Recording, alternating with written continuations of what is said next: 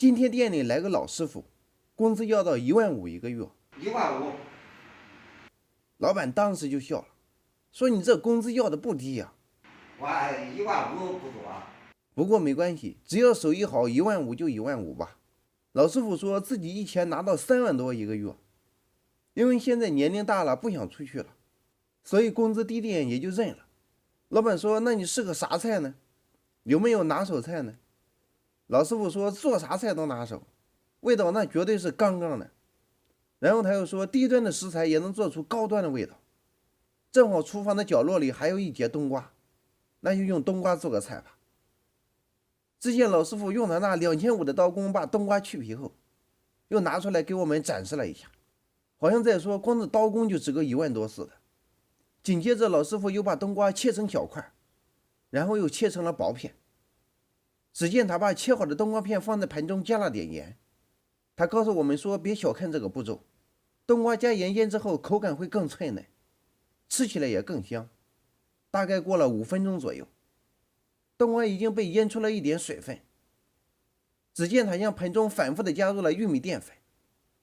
冬瓜成这个样子时，他又向盆中倒入了好几个鸡蛋。这一招让在场的很多师傅都惊呆了。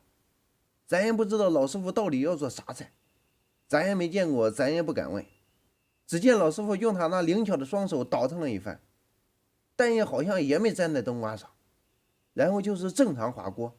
然后他把冬瓜放在滑好的锅里煎了起来。他说冬瓜经过煎制后会更香，而且还能吃出人参的味道。咱也没吃过人参，咱也不知道那是啥味道。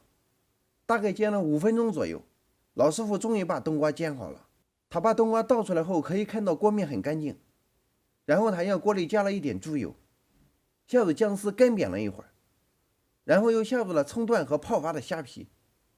老师傅说虾皮一定要浸泡一下，否则煸炒时不但容易糊，而且还不出味。只见老师傅把虾皮煸炒了一会儿后，加入了2勺水，又加入了一点料酒，然后他又加了点老抽和生抽，又加了点蚝油和胡椒粉，然后他就把煎好的冬瓜倒进去了。旁边的一个师傅说，这样要是炖一会儿，味道应该不会差，而且看起来整体形态也不错。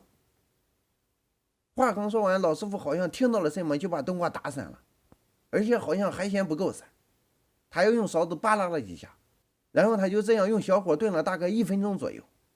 他又加入了这么多鸡汁，继续炖了3分钟左右。